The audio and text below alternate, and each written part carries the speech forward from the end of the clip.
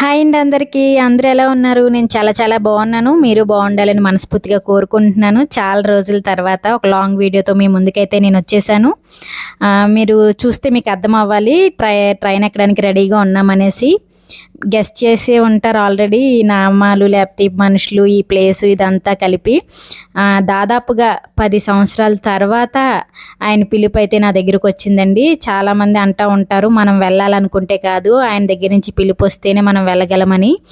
నిజంగా పెద్ద పాప చిన్నప్పుడు వెళ్ళాను, అంటే దగ్గర 10 సంవత్సరాలు పూర్తిగా అయిపోయిన తర్వాత మళ్ళీ తొలిసారిగా కొండ మీద అడుగు పెట్టడం జరిగింది. అది నా ఇద్దరు కూతుర్ని తీసుకొని.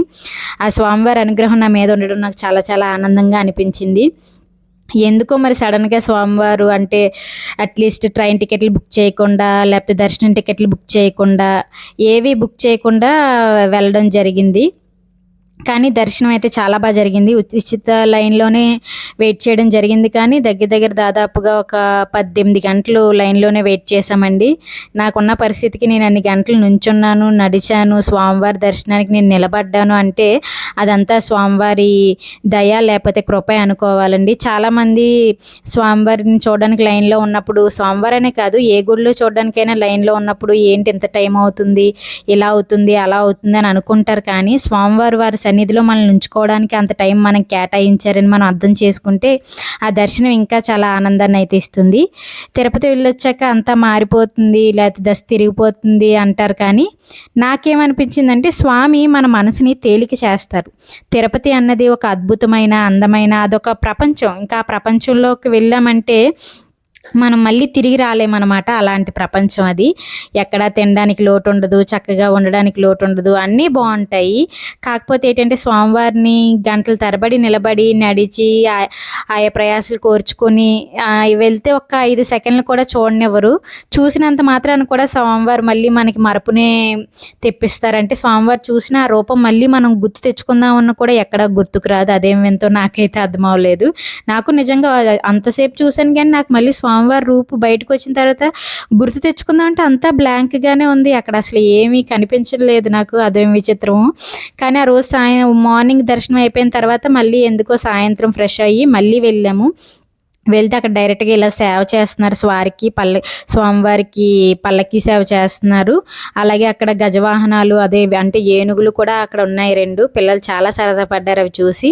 అవి చాలాసేపు అలా స్టాండింగ్లోనే ఉన్నాయండి. అవి ఎప్పుడు అలా ఉంటాయి అనుకుంటా మరి.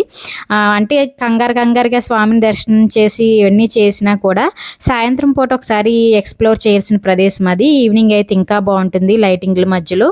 మేము ఆ రోజు చాలా లక్కీ అనే చెప్పాలి. డైరెక్ట్గా పల్లకి సేవ, స్వామివారి సంకీర్తనలు లైవ్లో పాడుతుంటే విన్నాము. నెక్స్ట్ వచ్చేసి మాడవీధిలో స్వామివారి ఊరేగింపు కూడా చూసాము. చాలా మంచిగా అనిపించింది. లేక వెళ్ళినందుకు అన్నీ జాగ్రత్తగా అన్నీ బాగా చూసాము. కాకపోతే ఏంటంటే మేము వేసుకున్న ట్రిప్లో టైం తక్కువ ఉండడం వల్ల ఓన్లీ తిరుపతి ఒకటే ఎక్స్ప్లోర్ చేయగలిగాము. ఆ పక్కనున్న పద్మావతి అమ్మవారి దగ్గరికి కానీ జపాలి ప్లేస్ కానీ చాలా ప్లేస్లు ఉన్నాయట తిరుపతి పక్కన, వెళ్ళలేకపోయాము. ఓన్లీ తిరుపతి స్వామివారిని దర్శించుకునే వచ్చాము. ఈసారి వెళ్తే మాత్రం అన్నీ కవర్ చేసుకుని అన్నీ ఎక్స్ప్లోర్ చేయడానికి ట్రై చేస్తాను. స్వామివారికి పల్లకి సేవ అయిపోయిన తర్వాత మళ్ళీ లోనకు తీసుకెళ్ళి ఊరేగింపుగా మళ్ళీ మాడవీధుల్లో తిప్పుకుంటూ వస్తున్నారన్న దృశ్యం అనమాట. చెప్పాను కదా లైవ్లో చాలాసేపు స్వామివారి సేవను అయితే మేము చూడగలిగాము.